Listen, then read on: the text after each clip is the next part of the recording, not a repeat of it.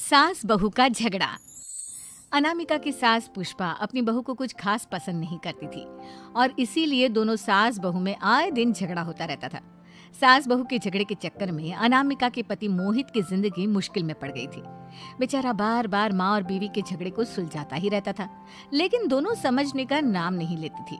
वैसे तो सब कुछ ठीक ठाक चल रहा था, लेकिन एक दिन अनामिका और पुष्पा के अंदर जोरदार झगड़ा हुआ और बात कुछ इस तरह थी।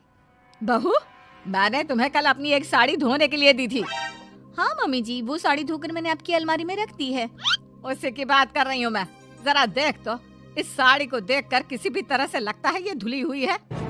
अरे मम्मी जी, मैंने आपकी साड़ी वॉशिंग मशीन में अच्छे से धोकर सुखाकर आपकी अलमारी में तह बनाकर रखी थी। आपके तो नखरे खत्म ही नहीं होते। अरे कैसे बात कर रही है मुझसे? मेरे नखरे? अरे मोहित, जरा ये देख तो, ये साड़ी धुली हुई लग रही है क्या? अरे मम्मी, जब अनामिका कह रही है कि उसने साड़ी धोई थी तो मान लो ना। हर बात पर झगड़ा करना जरूरी है क्या?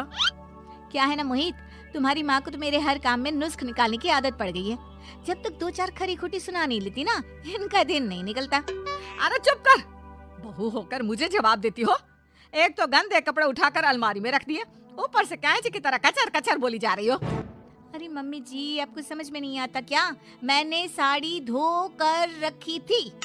तो फिर इतनी गंदी क्यों लग रही है? अब मुझे क्या पता मम्मी जी, आप इस पर इस तरह तेल और घी की चिकनाई के दाग लगाकर लाएंगी तो ये मेरी जिम्मेदारी थोड़ी ना है। अरे तो हाथ से धोना चाहिए था ना। मैं आपकी बहू हूँ, नौकरानी नहीं जो एक कपड़ा रगड़ रगड़ कर हाथ से धो दूंगी। आपको पहननी है तो पहनिए, नहीं तो रख दीजिए। तुझे तो मैं अच्छी तरह बताऊंगी, मुझे जवाब देती है। एक दिन सुबह के वक्त। अरे अनामिका, मेरी व्हाइट शर्ट कहाँ है? आज ऑफिस में बहुत बड़ा प्रेजेंटेशन है और मुझे वो व्हाइट शर्ट पहन कर जाना है। मुझे पता है, आपने मुझे 2 दिन पहले ही बता दिया था और आपकी शर्ट मैंने धोकर अच्छी तरह आयरन करके अलमारी में लगा दी है। जाइए वहां से ले लीजिए। अनामिका, ये तुमने क्या किया?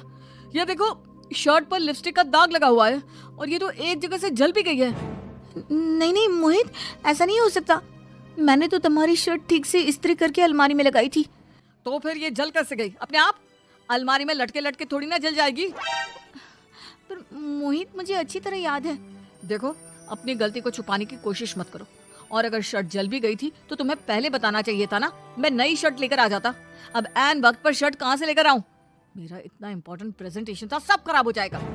अरे बेटा, क्यों परेशान होता है? ये देख, मैंने तेरे लिए पहले से ही एक नई व्हाइट शर्ट ला कर रखी है। लेकिन मम्मी, आप मेरे लिए व्हाइट शर्ट क्यों लेकर आई? अरे मुझे पता था तेरा प्रेजेंटेशन होने वाला है और अपनी इस बहू पर तो मुझे बिल्कुल भी भरोसा नहीं। क्या पता मेरी साड़ी की तरह तेरी शर्ट भी गंदी करके रख देती। और देख, वही हुआ ना। बेटा, सारी टेंशन छोड़ और ये नई शर्ट पहन कर जा। थैंक यू मम्मी, आज तो आपने बचा लिया मुझे। कुछ दिनों के बाद। अरे अनामिका, जानती हो, ऑफिस में मेरा जो दोस्त है ना अमर, आज उसका बर्थडे है और उसे तुम्हारे हाथ का चॉकलेट केक बहुत पसंद है। थोड़ा सा बनाकर टिफिन में रख दो ना प्लीज। हाँ हाँ, क्यों नहीं, मैं बहुत अच्छा केक बनाकर आपके दोस्त के लिए रख दूंगी। तुम्हारे हाथ का खाना खाकर तो वैसे ही मेरे ऑफिस के सारे लोग इतनी तारीफ करते हैं, क्या बताऊं। प्लीज एक अच्छा सा केक और बना दो, मेरी तो ऑफिस में शान बढ़ जाएगी। अनामिका केक बनाने के लिए रख देती है। पुष्पा चुपचाप जाकर उस पर ढेर सारा नमक डाल देती है। देख अमर, तेरी भाभी ने तेरे लिए चॉकलेट केक बनाकर भेजा है, तुझे बहुत पसंद है ना? यार, तू बहुत किस्मत वाला है। भाभी इतना अच्छा खाना बनाती है और साथ में केक भी। वैसे भाभी को थैंक यू बोलना। थैंक यू बाद में, पहले तो ये केक खा कर देख। बहुत मेहनत से बनाया है अनामिका ने। अरे यार, इस केक में तो बहुत सारा नमक है। लगता है भाभी ने शक्कर की जगह खूब सारा नमक डाल दिया है। अरे मोहित, तू तो अपनी बीवी की कुकिंग की बहुत तारीफ करता फिरता है। जरा पूछना अपनी बीवी से, केक में नमक कब से डलने लग गया? क्या यार, तुझे भी मेरा ही जन्मदिन मिला था बिगाड़ने के लिए? केक नहीं लाना था तो मत लाता, कम से कम मुझे इस तरह नमक वाला केक तो नहीं खिलाता। अरे नहीं यार, अनामिका ऐसा नहीं कर सकती, जरूर कुछ गड़बड़ हुई होगी। घर जाने के बाद। अनामिका, अगर तुम्हारा केक बनाने का मन नहीं था तो ना बनाती, लेकिन मेरी बेइज्जती करवाने की क्या जरूरत थी? अरे आपकी बेइज्जती, ये आप क्या कह रहे हैं? मैंने तो सुबह आपको इतने अच्छे तरीके से केक बना कर दिया था हाँ, लेकिन उसमें इतना सारा नमक डाल दिया था कि आज ऑफिस में मेरा अच्छा खासा मजाक बना है। मेरे सारे दोस्त हंस रहे थे मुझ पर। अरे बेटा, मैंने तो तुझे पहले ही समझाने की कोशिश की थी। एक नंबर की गैर जिम्मेदार है ये लड़की, कोई काम ठीक से नहीं करती। उस दिन भी गंदी साड़ी रख दी थी मेरी अलमारी में और झूठ बोल रही थी। कुछ दिनों के बाद अनामिका देखो, मैंने अपना लैपटॉप चार्जिंग पर लगाया है, उसे अच्छी तरह चार्ज होने देना। मेरी एक अर्जेंट मीटिंग है, प्लीज बीच में से हटाना मत। हाँ हाँ ठीक है, मैं नहीं हटाऊंगी। पुष्पा चुपचाप से जाकर चार्जिंग का बटन बंद कर देती है। थोड़ी देर बाद अरे ये लैपटॉप चार्ज क्यों नहीं हुआ? और ये बटन किसने ऑफ कर दिया? अनामिका इधर आओ। क्या हुआ? क्यों चिल्ला रहे इतना?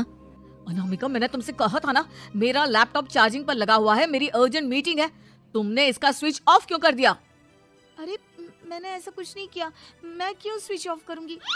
कुछ दिनों से देख रहा हूँ अनामिका, तुम मेरा हर काम बिगाड़ देती हो। देखो ये अच्छी आदत नहीं, कम से कम तुम्हें इस बात का तो ध्यान रखना चाहिए था कि मेरी कितनी इंपॉर्टेंट मीटिंग थी। अब क्या करूंगा मैं? आई एम सॉरी मोहित, लेकिन सच में मैंने जानबूझकर कुछ नहीं किया। अगर जानबूझकर नहीं किया तो क्या सब कुछ अपने आप हो जाता है? कभी मेरी शर्ट जल जाती है, कभी केक में नमक डल जाता है। आप मेरी बात क्यों नहीं सुनते? मैंने जानबूझकर कुछ नहीं किया। फिर से वही बात। अरे कितनी बार तुम्हें समझा चुका हूँ, इस तरह मेरा काम बार बार मत बिगाड़ा करो। तुम जानती हो मुझे कितनी प्रॉब्लम होती है। ऑफिस में तो पहले ही बेइज्जती करा चुकी हो, और अब ये मीटिंग, ये भी मेरे हाथ से निकल गई। अनामिका की समझ में कुछ नहीं आता कि आखिर उसके साथ ये सब क्या हो रहा था और क्यों हो रहा था। फिर कुछ दिनों के बाद मोहित अपने ऑफिस से कुछ फाइल लेकर घर आता है। अनामिका, ये कुछ फाइलें हैं, इन्हें संभाल कर रख दो, और प्लीज इस बार ध्यान से, कोई गड़बड़ी नहीं होनी चाहिए। नहीं मोहित, कोई गड़बड़ी नहीं होगी। मैं सारी फाइल्स अलमारी में लॉक करके रखूंगी और चाबी अपने पास रखूंगी। अनामिका, जरा अलमारी की चाबी तो देना।